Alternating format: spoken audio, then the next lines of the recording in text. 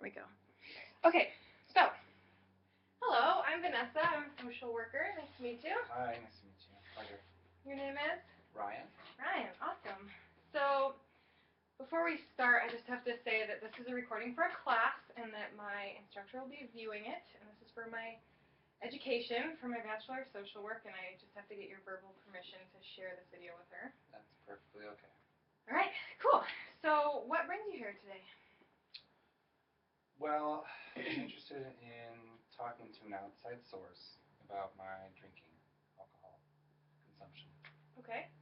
How is your drinking a problem for you? Well, it's just too much of a routine. It's not an occasional thing. It's been like this for years. But it's just kind of like I'm habitual about it, and it's not like I get drunk every day, but I drink several beers every day, and I'm not comfortable with it. I'm not comfortable in my body. I'm overweight. I'm out of shape. I don't have the energy at the end of the day to be with my kids and my family. I do it, but it's not. I don't feel like it's fair to them, and yeah, and it leads to more drinking on the weekends than I probably should be doing. Okay. So I just want to quit, and I've made some steps towards quitting. Took 4 or 5 days off, and I started drinking some more, and now I'm going to take some more time off and try and just do it, but I need some extra support, I think. And my wife knows that, too. Okay. Well, how can I support you in this? What are you hoping to get out of chatting with me? Well, I just want to talk about it with somebody else, and for me, I've done this before. I've quit, and it's like I can get through it, but a big part of who I am, and kind of how I'm defined socially as with friends, is to be a social drinker. And just about every event I ever go to with anybody, um, any of my friends or family, alcohol is involved, and I've always been one to partake in it all. So. Okay, I want an outside source to just talk about it. Great. Well, I'm glad you came in. It sounds like you drink with fairly with regularity, and um, you know, it affects you in ways that sound less than, maybe less than positive. And I'm just wondering, what's going to be different when this problem is solved for you, when it's not a problem anymore? How will things be different? How will things be different? Well, I think I'll be healthier. I'll be happier. Tell me about that. What does healthier look like for you? Well, I'll lose weight. Some other things that happen when I drink is I smoke. Okay. Cigarettes. And so that'll be easier to just stop, which I've done before many times. Quit cold turkey. Great. Let's see. You said you'd be happier as well. What does happier look like or feel like to you? Well, I think the time that I will spend when I have time with my family or with myself will be more productive and more enjoyable. So I tend to play more involvement with my kids' education and learning and just fun, playing after, during the weekends or after work. And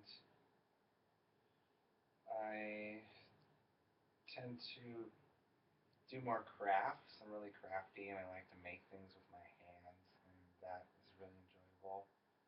And maybe I'll read more. Maybe I'll play guitar more. Just do things to fill my soul up a little bit more than just having a few beers and going to bed early or whatever the case.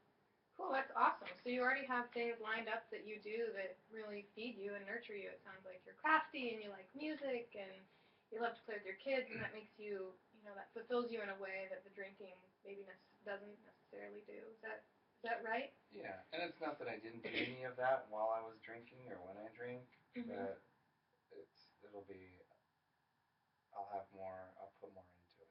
I'll get more out of it. Awesome. Well, that's exciting to think about, being able to do that stuff that really feeds you more. How will the people in your life know that this problem is solved once you get closer to solving it? How will the people in my life know that I have succeeded? Yeah, or solve the problem. How will the people in your life experience? How will their experience with you be different, or will it be different at all if you are able to quit drinking or significantly decrease your drinking? Well, I guess there's two parts to that. There's my immediate family. They will I think my kids will bond with me more. I've been really kind of absent in general because I'm in grad school right now, and if I'm not in grad school, I'm working. So I'm pretty busy and pretty stressed. Um, as is, my wife who's in school and working. So and taking care of the kids, but I think that I will have a better connection with my kids rather than them always going to mom for certain needs and certain things. The other part I think is friends and extended family members will know that I've succeeded when I can successfully socialize without alcohol and without that pressure. And I can turn them down and say, nope, I'm going to drink coffee or a Coke or a cup of tea. And that's one of the harder parts for me, but really, I just need to get over the routine. I need to get it out of my system, and I need to start the process. What's it gonna feel like when in your words, when you kind of get out of the routine of drinking beer? I just need to start a new routine. That's what's worked for me in the past. Okay. So I traveled back in my 20s. It's a decade ago, and came back from Venezuela and found out that I was exposed to tuberculosis, and I wasn't sick, but they recommended that I take medication. It's hard on your liver. You take it every day for like half a year. And I saw it as an opportunity to stop drinking, and it was great. It was weird. I was all about socializing with alcohol with friends. Um, so I kind of went inward, and I lived by myself at the time, and I started doing crafts. I taught myself how to do knot work, and it became kind of like my new outlet, I Wow. guess. And I drank tea, and I still kind of smoked cigarettes at the time, but I just went cold turkey. Wow. And I lost a lot of weight and got in really good shape, and people saw me in a different way. I was a different person. I was happy. I was healthy. I was brighter. That's amazing. Yeah. So since then, you've obviously started drinking again, and it's become a problem again. So let me ask you kind of a strange question. Suppose you fall asleep tonight, and a miracle happens, and the miracle is that the problem no longer exists, but you don't know this because you were asleep when the miracle occurred. Um, what do you think you would first notice tomorrow morning that a miracle had happened, and that you no longer felt the need to drink beer? What would you first notice? Well, mornings for me in general are more groggy than usual, and when I wasn't drinking, I wake up and I am filled with ideas. Usually crafty ideas if that's what I'm into, but I think even with like school, I could put focus into that. So I generally get up 2 hours before my family does, but lately it's been only if I have to will I get up 2 hours before my family gets up. Usually it's just when the kids get up, they need me, I'm up with them. So I'd probably pop out of bed at about 5 in the morning and start a project. That's amazing. So if this miracle occurred, you'd suddenly have like an additional 2 hours to do a craft that totally feeds and nourishes you. Is that what I'm hearing? Yeah, until school starts, and then it would be all school. But Right. yeah, But you generally you wake up, you feel I probably work out content, too on a regular basis, which exercise. I Yeah. don't enjoy going to the gym, but when I get that routine down, it starts to feel really, really good, and I feed off of it. So I'd probably go to the gym more. I'd do more crafts. Mhm. I'd be on top of the game with my school, you Right. know. And that's the thing is, I'm a procrastinator with school, and I put things off, and then I get stressed. And I feel like if I had that extra energy, I could blast through my assignments with a lot more ease and a lot more clarity, and um, that would allow me to have more time to spend with the family and the kids, so my wife could get her schoolwork done. And I think it would really help a lot. Not to mention, number one, the amount of money I'd save. Mhm. Number two, just the whole idea of, oh, because I don't buy in bulk. I just buy beer every day. A couple Okay. of big ones or 6 pack, and I'll drink half or more of them. And so that's just another errand that I run every single day. So that's money. That's an errand that I don't have to run. Just after if I have a couple of beers, do I want to drive? Usually I'm not drunk after a couple of beers. It takes me a while to drink and get a good buzz. Mhm. So I wouldn't have that weird feeling of, oh gosh, I know I feel fine, but should I really be driving? Right. What else? Well, Fill, that's a pretty fill extensive it, list right filling there. out an application or filling out paperwork at the clinic when you go to get your teeth done, and they ask you, how often do you drink? And then you have to say, you know, you have to sit there and tell the numbers. This is how much I drink. Right. And you won't have to do that when you get I can say zero. I right. can do zero, So when which this will feel good.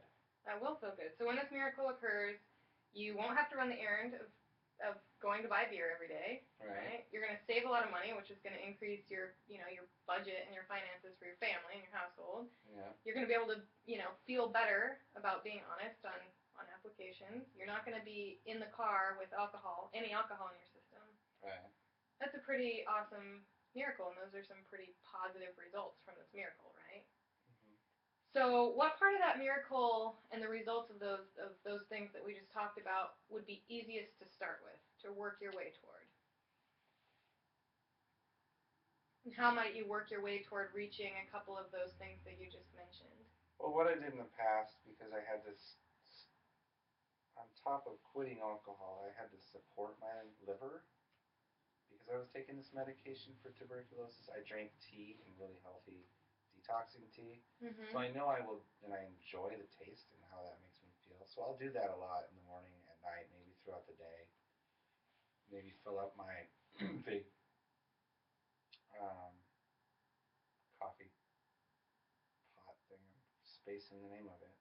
I can't find the lid for it, but anyways, that, and then um, just put things in my body that are only good for me. I Right. kind of go the opposite way. Okay. I'll probably become obsessed a little bit with my health. I'll drink kombucha instead of beer. Okay. I'll work out instead of sleeping. Mhm. I will do crafts instead of, you know, drinking beer and making dust in my shop. I don't know, you know? Yeah, I mean, so my next few questions really had to do with, exploring the times that you've been able to, solve this problem on your own. And it sounds like a few years back you went to Venezuela, you tested positive for TB, and you just cold turkey quit.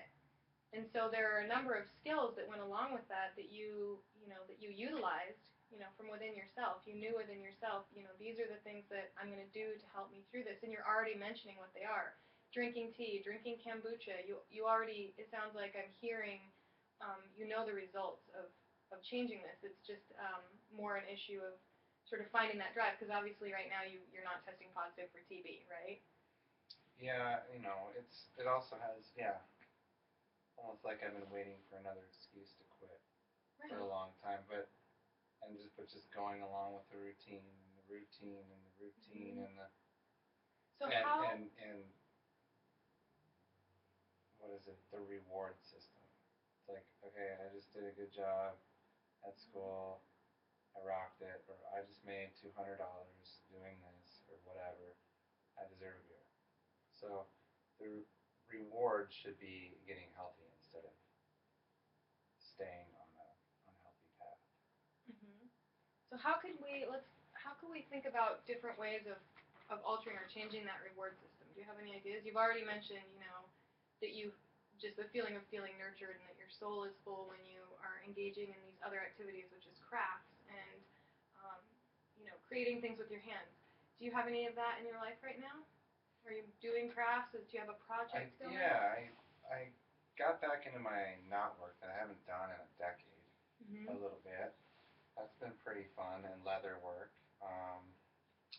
It's Christmas time, and I started making some cool ornaments with the kids and the family, and that's been really fun. Awesome. And I literally, when I quit for 5 days before I had some beers over the last few days, because I was visiting friends in my home state, I started making crafts the day I quit. So And I've making been, so doing this is those are situations that make you feel better when you that is engage in. that is something that I learned. Well, I learned how to do crafty stuff from a really early age with my mom, but for whatever reason, when I quit and my dog died, all happened within a few weeks, a decade ago, I would fish on the side of the river every day after work, and I just decided to go to the library and get a book on knots, and I started on that way. And it Hmm. wasn't something I thought, oh, I need to be doing a craft to for therapy. It was just something I just always wanted to get back into from when I was a kid, and it led to something that I don't know what I would have done without. So yeah, I know that I like to make things. I like to start things and finish them and see a result. Right, and that it sounds like There's no result in drinking other right. than a buzz and then a groggy morning. So that's kind of how you keep yourself on the right track. It sounds like. I mean, one of the questions I was gonna ask is, how do you keep yourself on that path? Because it sounds like you've already done this, and you've succeeded, Mm-hmm. and you've succeeded by all the things you've talked about, doing crafts and drinking tea and really engaging in positive sort of positive behaviors that make you feel good.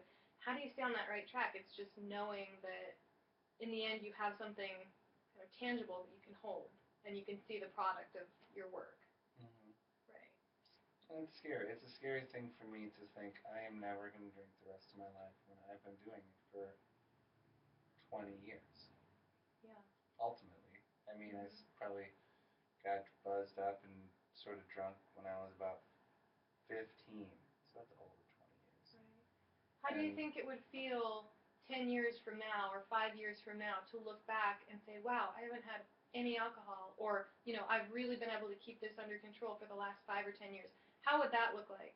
What would that feel like? it would feel really good. I would know that I would feel really good. I would probably think, wow, if I keep this up, it will probably give me another 5 to 10 years of my life, Mm-hmm. health wise, Mm-hmm. which When you means I can be around for my grandkids right. if there are any in the future. Yeah.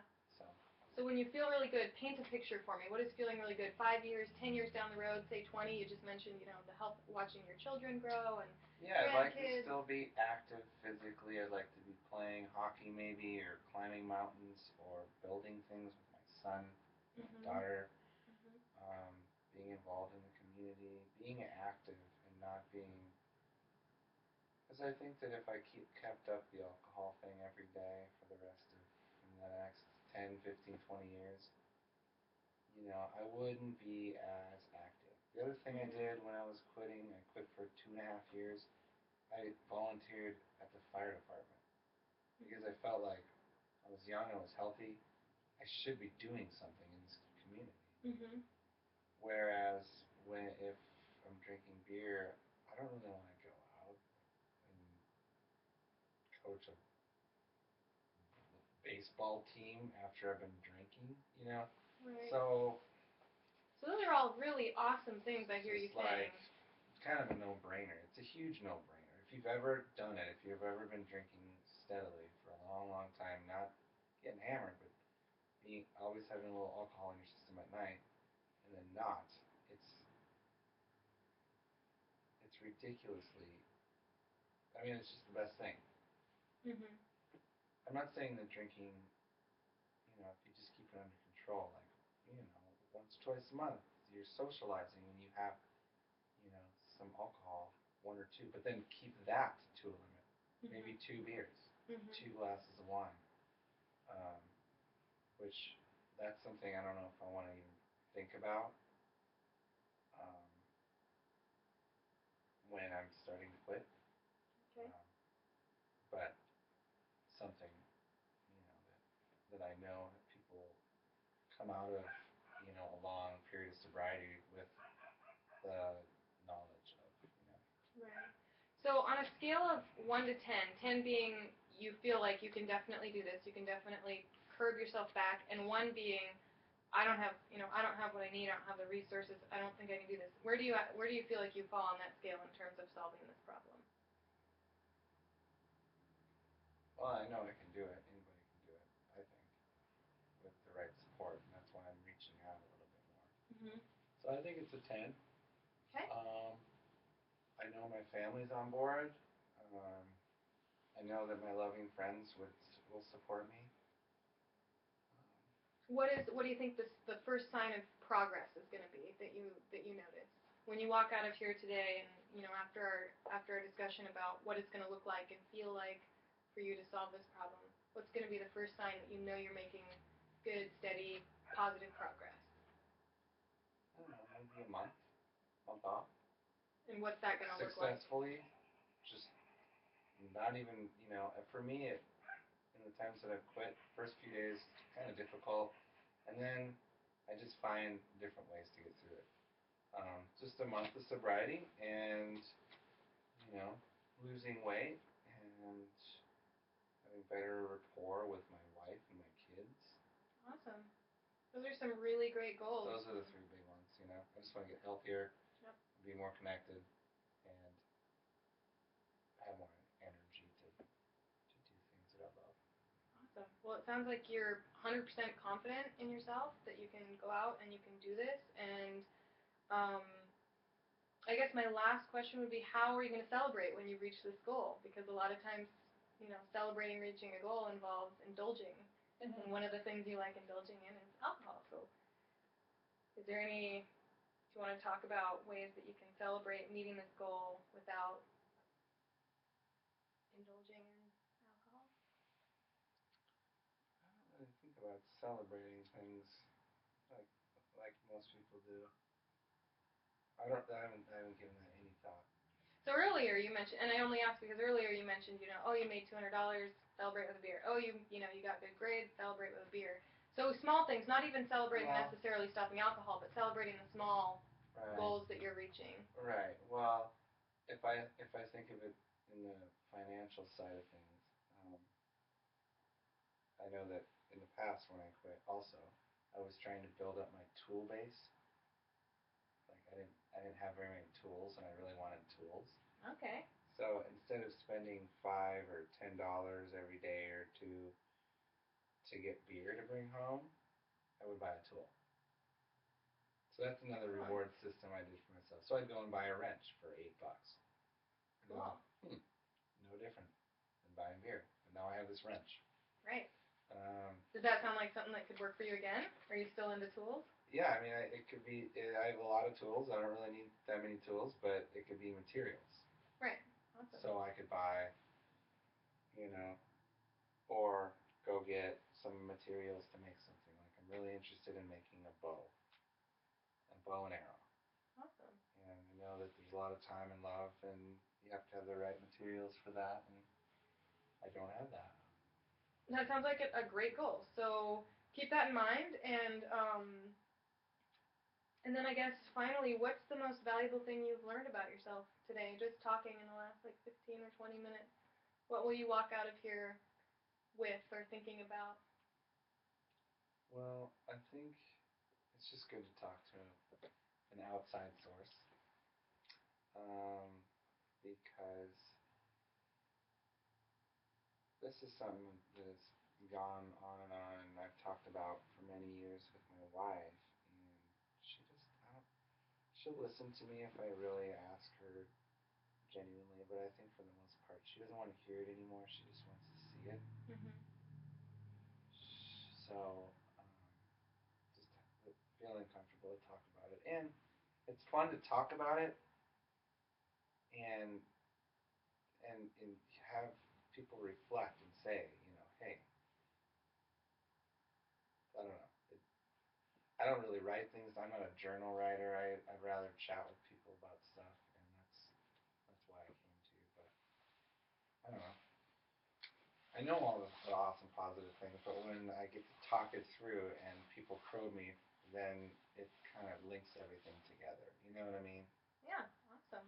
Well, I'm really glad you came in, and are there any other questions that you wish I would have asked or anything else that you want to talk about today? No, this is good. I think I just want to do a regular checkup and Okay. talk about my progress and work out solutions on how to get through it if I'm having a hard time. Awesome. So right now it sounds like your goal is a month. Should we schedule something for a month from now, and we can kind of check in how you're... How about 2 weeks? 2 weeks. Yeah. Okay. Sounds good, Ryan. Thank you so much for coming in. Thank you so much. Yep. Appreciate it.